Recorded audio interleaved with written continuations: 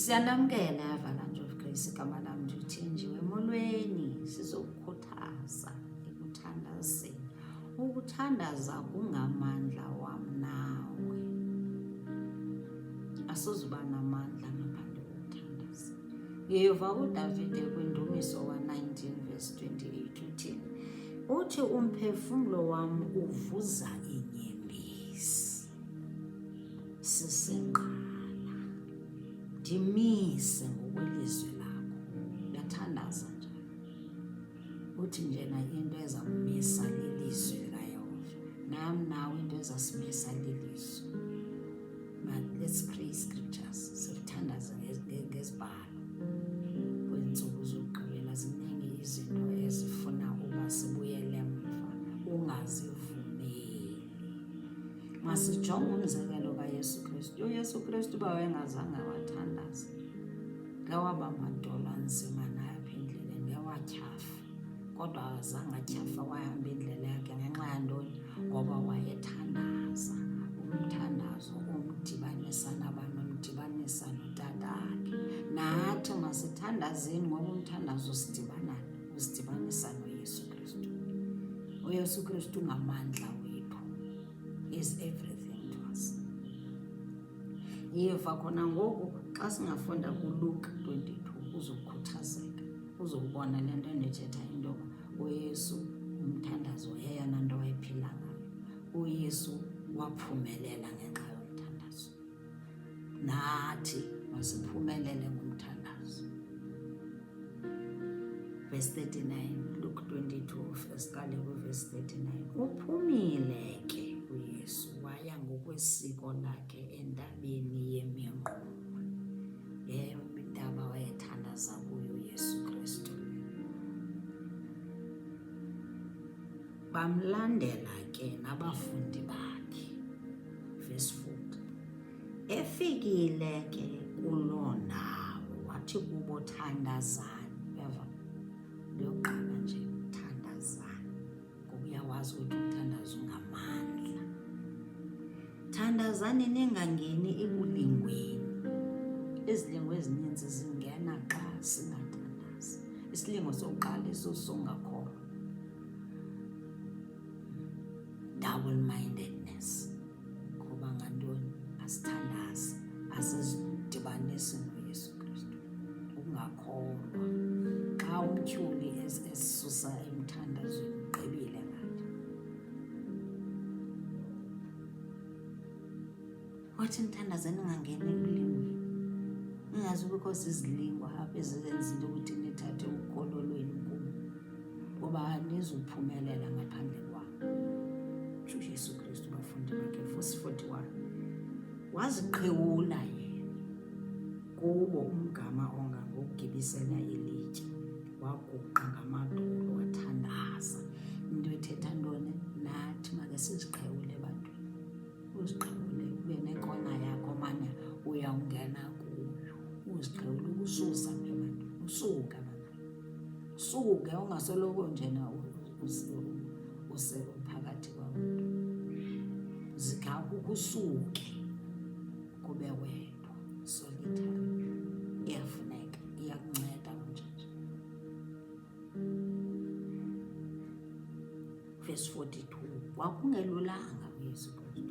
Verse 42. Wathi bawo ukuba uyavuma mayidlule le ndebe kum, kodwa kungabikho ukuthanda kwam, makube ngothanda kwakho okwenzekayo.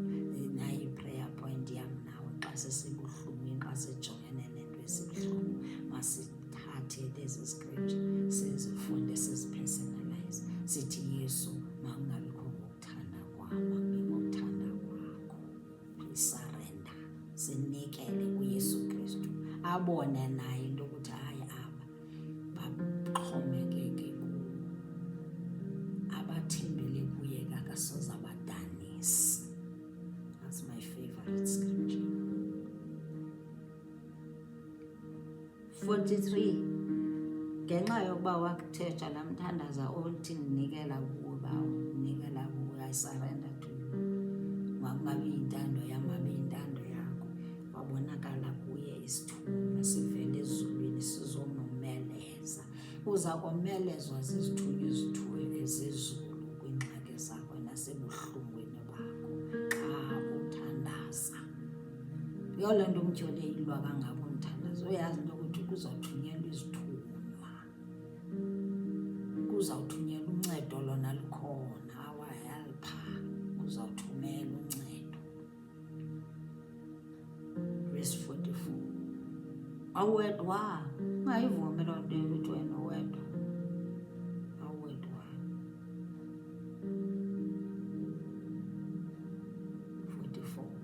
44. Uthe ke enemizuzu kwaba kukhona athandaza enyamekile. Wanamandla ngakumbi. Wayengenamandla kaloku ngokungena xesha. Wayesephelelwa ngamandla. Yesu Kristu. Xa kufika izithunywa ezizomnika amandla, wathandaza enyamekile.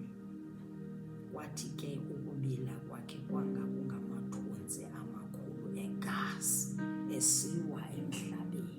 Phuma phaa kuye, ngoba ngoku wayesethandaza ngamandla, waphuma phaa kuye amathontsi egazi. Ukubila udibene namathontsi egazi kwakungenzima, kwakungelula.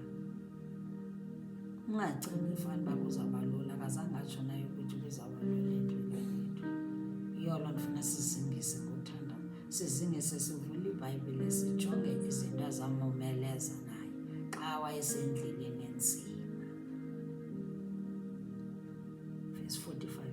Wavuka ekuthandazeni weza kubafundi bakhe, wabafumana belele ngokuba buhlungu kwentliziyo zabo. Intliziyo zabo zazibuhlungu, balala. Kodwa umntu owabalalisayo ngumtyholi. Umtyholi kaloku yonke indawo ukhona. Nawe ungabi ignorant. Apha kwaye xa ekwenza ukuthi ungalali, umazi ukuba ngumtyholi wenza ukuthi sithi yalala sothandaza, lala enza into ukuthi wena ungawuxabisi umthandazo. Umazi lo ukuthi ngumtyholi, ungamvumeli. Wathi kubo, yini na ukuba nelali? Wathi kubo, yini uba nelali? Umangele uYesu. Wathi vukani nithandaze ukuze ningangeni kulingweni. Uyalezo wam nawe lowa ukuthi uYesu uthi masivuke sithandaze. Asivuke. Ukweziphi iingxaki? Vuka uthandaze. Usekulele uyagula, vuka uthandaze. Unamatyala ongawazi uzawabhatala njani, vuka uthandaze. Uphelelwe ngumsebenzi